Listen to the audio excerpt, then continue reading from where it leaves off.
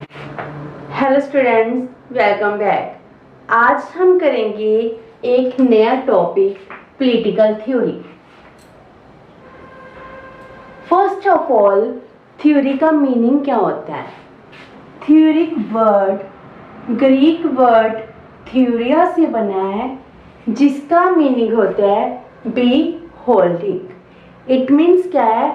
किसी चीज़ को ऑब्जर्व करना, उसकी इंक्वायरी करना, ताकि हम उसके लिए लॉ बना सके। किसी चीज़ की सिस्टेमेटिक स्टडी को ही हम थ्योरी कहते हैं। एंड प्लेटो एंड एरिस्टोटल, इन्होंने थ्योरिया वर्ड को किस लिए यूज किया है? They use the word theoria किसके लिए? To make the investigation of those principles. कौन से principles? Which were logical and rational. Mean Aristotle and Plato कहते हैं कि थ्योरिया वर्ड हम वहां यूज कर सकते हैं जो प्रिंसिपल्स, जो लॉ लॉजिकल हैं एंड रैशनल हैं, उनकी फर्दर स्टडी करनी है, उनकी फर्दर इन्वेस्टिगेशन करनी है, तो उसके लिए हम वर्ड थ्योरिया वर्ड यूज करते हैं। तो थ्योरिया को जे.सी. प्लेनो ने कैसे डिफाइन किया है? According to him, theory is an idea और बॉडी ऑफ थॉट्स। मीन्स ये किसी का भी एक आइडिया हो सकता है, चाहे पीछे बॉडी ऑफ थॉट्स है। हमारे ह्यूमन माइंड में जो भी हमारे व्यूज निकलते हैं, विचार निकलते हैं, उन थॉट्स को सिस्टमाइज करना, body of thoughts that purports to explain, predict or prescribe in any field of inquiry।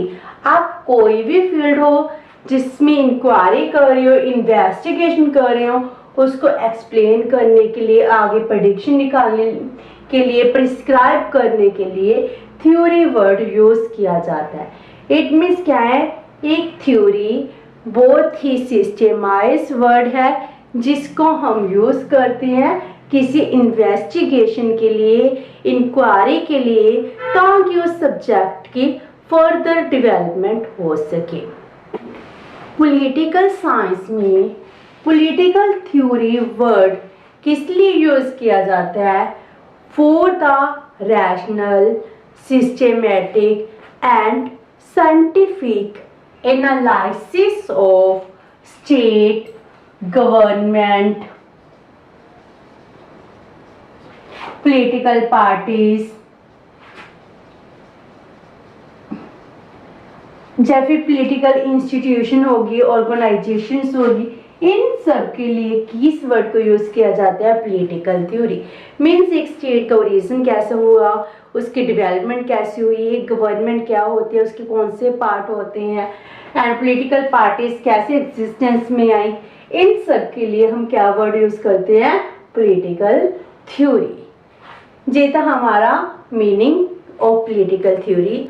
Now हम करेंगे एशियंट ग्रीक व्यू और थ्योरी। पॉलिटिकल साइंस में 3 पॉलिटिकल थ्योरीज हैं। फर्स्ट है एशियंट व्यू, सेकंड है traditional theory and third one is modern theory. Asian theory सबसे पुरानी theory है। जब से एक सोसाइटी का जन्म हुआ, स्टेट डेवलप हुई, तब से लेकर half of the 15th century तक यही थ्योरी चलती आ रही है। पहले हम देख लेते हैं nature of political science. Political science की नेचर क्या है according to ancient Greek view? First है state was a natural institution. According to ancient view कि एक जो स्टेट है ये कोई आर्टिफिशियल इंस्टीट्यूशन नहीं है, ये नेचुरल इंस्टीट्यूशन है।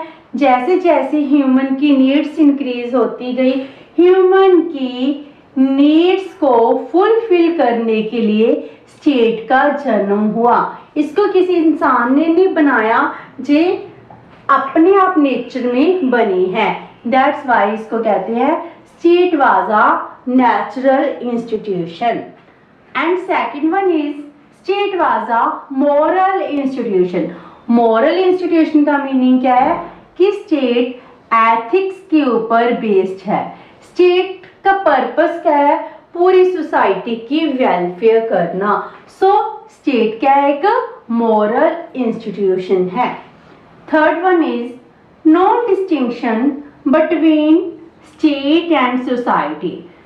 एशियन टाइम में स्टेट एंड सोसाइटी दोनों क्या थी, सेम थिंग थी। सोसाइटी और स्टेट में कोई डिफरेंस नहीं था, इसीलिए वो क्या कह रहे हैं कि स्टेट एंड सोसाइटी दोनों सेम थिंग होती हैं, इन दोनों में कोई डिफरेंस नहीं होता। एक सोसाइटी की जितनी भी नीड्स हैं वो सारी नीड्स स्टेट फुलफिल करता है। So they are saying no distinction between state and society. Number 4, faith in complete justice.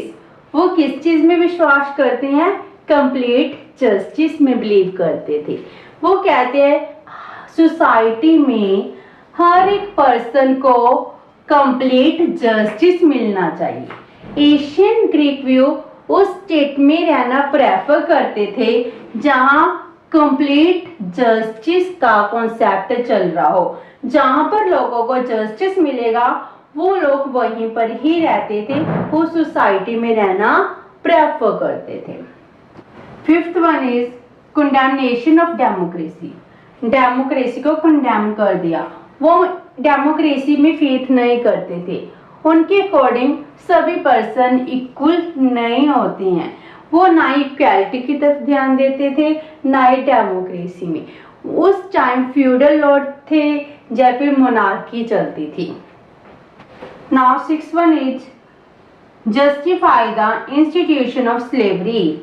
Means वो उस टाइम में क्या करते थे, स्लेवरी की इंस्टीट्यूशन को जस्टिफाई कर रहे थे। वो कहते थे स्लेवरी सिस्टम, दास प्रथा बहुत सही है, ये होना चाहिए। सभी पर्सन इक्वल नहीं होती, कुछ पर्सन में ज्यादा क्वालिटीज होती हैं, कैलिबर होती हैं, वो क्या करते हैं, रूल करते हैं। तो जो कुछ पर्सन इनमें कोई क्वालिटी नहीं है उनको क्या बनना चाहिए, स्लेव बनना चाहिए, और जो रूलर है उनकी सेवा करनी चाहिए। तो उस टाइम स्लेवरी सिस्टम को उन्होंने जस्टिफाई किया था। 7th one is welfare state. Welfare state का मीनिंग क्या है, अगर एक राजा है उसको कुछ पावर्स मिल गई हैं तो वो पावर अपने वेलफेयर के लिए नहीं यूज करेगा। उसका पर्पस क्या होगा, वो सोसाइटी के सभी पर्सन के वेलफेयर के लिए वो पावर यूज करे। तो सोसाइटी का वेलफेयर करना उस टाइम सबसे प्राइम था, वही सबसे मेन था कि एक राजा की ड्यूटी है कि एक सोसाइटी में वेलफेयर इंक्रीज करे, सभी लोगों का वेलफेयर हो, उनको अच्छे से खाना मिले, उनकी बेसिक नीड्स फुलफिल हो। ये एक स्टेट में राजा की ड्यूटी मानी जाती थी। Last one is philosopher king. कहते एक किंग, एक राजा जो रूल करेगा, कोई भी पर्सन नहीं हो सकता कि एक सिंपल कोई भी पर्सन आ गया उसको कह दे हम तुम राजा बन जाओ। अगर किसी ने राजा बनना था उसको बहुत ज्यादा क्वालिफाई होना पड़ेगा, उसको हर एस्पेक्ट में नॉलेज होनी चाहिए, उसका लॉन्ग टाइम था एजुकेशन का, मीन्स उसको बहुत ज्यादा एजुकेशन गेन करनी पड़ती थी। अगर किसी पर्सन ने राजा बनना है, उसकी राजा बनने की क्वालिटीज को चेक किया जाता था, उसको एजुकेशन दी जाती थी, ट्रेनिंग दी जाती थी, तब जाकर वो राजा बनता था। ये थी हमारी nature of political science according to ancient Greek view.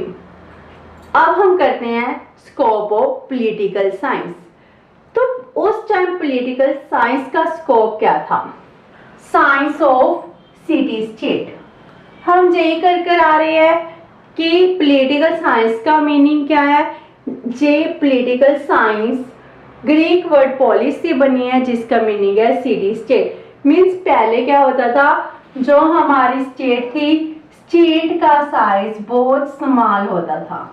छोटे छोटे जो स्टेट होते थे, और जैसे स्टेट एंड सोसाइटी में कोई डिफरेंस नहीं होता था। सो क्या था, तब छोटी छोटी सिटीज क्या थी, एक स्टेट बनी हुई थी। तो एक स्टेट में क्या काम करना चाहिए, एक स्टेट को कैसे डेवलप करना है, उसके पॉलिटिकल रिलीजियस सभी मैटर एक सिटी स्टेट में सॉल्व किए जाते थे। तब हम कहते हैं स्कोप ऑफ पॉलिटिकल साइंस में क्या है, एक सिटी की जितने भी मैटर्स हैं, उसका एडमिनिस्ट्रेशन है, उनको डेवलप करना है, वो सभी पॉलिटिकल साइंस का ही स्कोप था। Second one is multi dimensional functioning. Means एक स्टेट के फंक्शन बहुत ज्यादा थे, बहुत हाई थे। Multi dimensional functioning it means क्या है, एक इंडिविजुअल की लाइफ के जितने भी मैटर्स हैं, चाहे वो रिलीजन से मैटर हो, चाहे वो सोसाइटी के मैटर हो, चाहे उसकी पर्सनल लाइफ के मैटर हो, सभी के सभी मैटर्स किस में आते थे, under the scope of political science. तो उस टाइम एक स्टेट की मल्टी फंक्शनल ड्यूटीज होती थी, मल्टी डायमेंशनल फंक्शंस होते थे। Third one is all activities of human life are the part of scope of political science. एक ह्यूमन लाइफ की जितनी भी एक्टिविटीज हैं, सभी की सभी पॉलिटिकल साइंस के स्कोप के अंडर आती थी। उसने अगर अपनी बेसिक नीड्स को फुलफिल करना है, उसकी बेसिक नीड्स भी किस में आ रही है, under the scope of political science. उसकी इकोनॉमिक एक्टिविटीज किस में आ रही हैं, under the scope of political science. तो उसकी जितनी भी नीड्स हैं, सभी की सभी नीड्स किस में फुलफिल की जाती थी, स्कोप ऑफ पॉलिटिकल साइंस। तो उस टाइम में अगर हम इकोनॉमिक्स की बात करते हैं, इकोनॉमिक्स भी क्या था, पॉलिटिकल साइंस का ही पार्ट था। तो एक पॉलिटिकल एक्टिविटी टैक्स क्या था, वो भी पॉलिटिकल साइंस का ही पार्ट था। तो उस टाइम क्या था, ह्यूमन लाइफ के जितने भी एस्पेक्ट्स हैं, सभी को पॉलिटिकल साइंस के स्कोप के अंडर स्टडी किया जाता था। And fourth last one is national matters. Political science में तब माना जाता था कि लोकल मैटर्स ही नहीं बल्कि national matters, foreign matters, trade करना, सभी के सभी matter scope of political science के अंडर ही आते हैं। तो ये था हमारा स्कोप ऑफ पॉलिटिकल साइंस।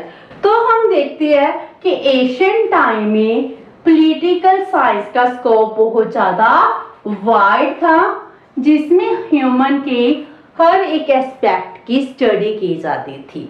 सो ये था हमारा first view, ancient Greek view और द थ्योरी। अब हम नेक्स्ट ऑडियो में करेंगे ट्रेडिशनल थ्योरी। होप सो कि आपको एशियंट ग्रीक व्यू समझ आ गया होगा। अगर आपकी कोई क्वेरी है तो मुझे कमेंट बॉक्स में पोस्ट कीजिए। अगर आपको समझ आ गया तो भी रिप्लाई कीजिए। Thank you so much, have a nice day.